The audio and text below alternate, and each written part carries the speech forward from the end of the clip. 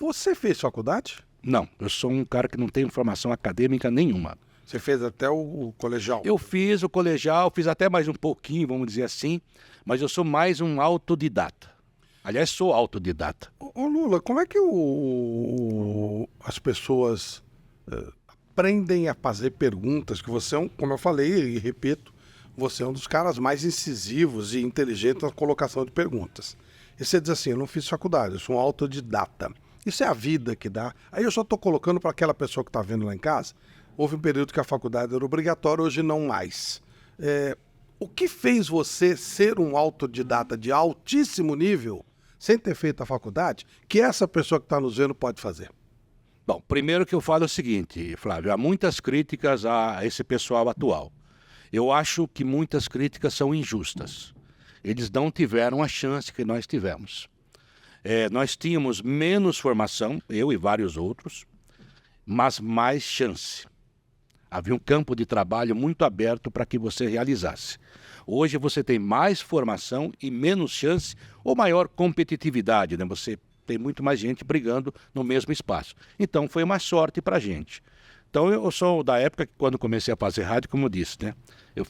Eu fui redator, daí subi para repórter, a gente viajava, você também viveu isso, tinha que puxar o cabo, tinha que roubar de vez em quando, entre aspas, um telefone público para fazer a linha, para transmitir.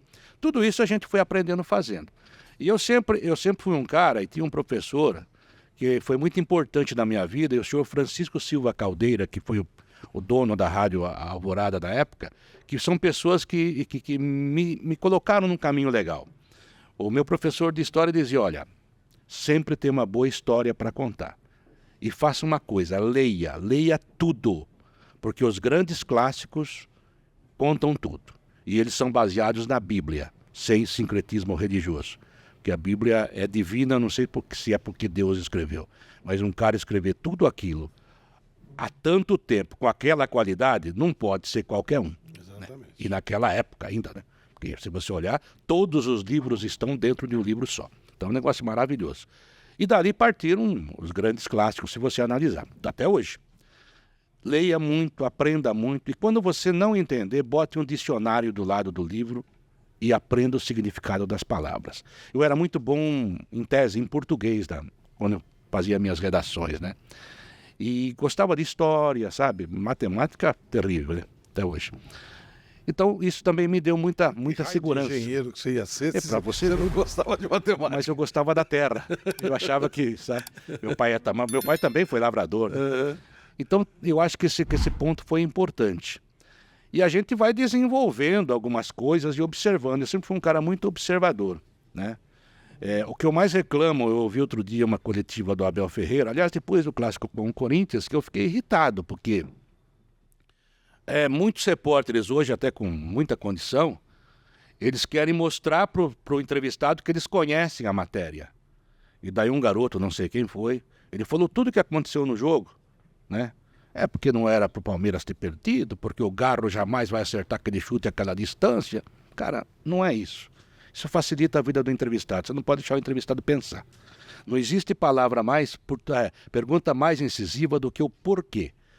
Porque eu posso chegar aqui e falar assim, nossa, que bonita camisa, né, Flávio? Você fala, tá bom essa. Bonita, meu. Olha, se você quiser, dá uma olhada na descrição para você ter uma dessas também. Linda camisa, linda camisa. Então, agora eu podia perguntar assim, por que você está usando essa camisa? Aí você tem que dar uma resposta direta, incisiva. É claro que todos nós, a nossa carreira, eu, você, todos nós, de vez em quando fazemos uma pergunta banal para preencher o espaço.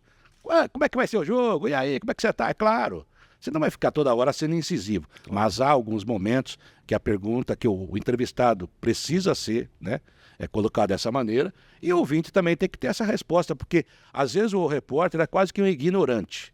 Ele quer saber, mesmo que ele já saiba. E nós temos essa mania de vender que nós já sabemos.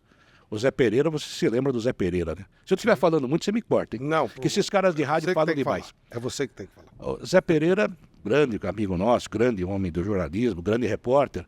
Um dia eu cheguei na rádio... Falando do nosso vice-presidente da Zé Carlos Pereira. Cheguei na Jovem Pan e falei assim, ô Zé, onde fica o centro expandido? Porque todo repórter que entra aqui de manhã, vem ouvindo o Jornal da Manhã, ele fala assim, hoje tem rodízio no Centro Expandido. Tá legal, onde que é? Sabe, porque a gente sabe, ou mais ou menos acha que sabe. Mas a gente acha que não tem que explicar isso. Sabe, de vez em quando é bom alguém falar, Centro Expandido é daqui até aqui, tá? Aqui você pode andar. Então a gente não faz isso. E, sabe, isso vai fazendo sem perceber que você... No futebol a gente acha que todo mundo tem que saber, né? Eu cheguei a propor uma época que tem que botar um cara só para dizer, impedimento foi assim, tá? Que hoje, né? Hoje na internet todo mundo sabe. Ou acha que sabe. Porque falta esse tipo de coisa, né? Então é bom esclarecer. E o repórter é a primeira... O repórter é a infantaria da notícia. É o que vai para o campo, é o que vai para a batalha primeiro, né? É o que vai enfrentar a baioneta do adversário, ou do inimigo, se quiserem.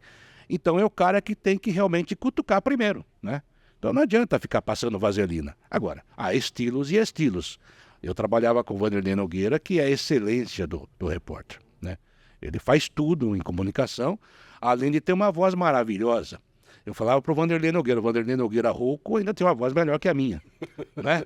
Mas ele é sempre igual, é sempre igual.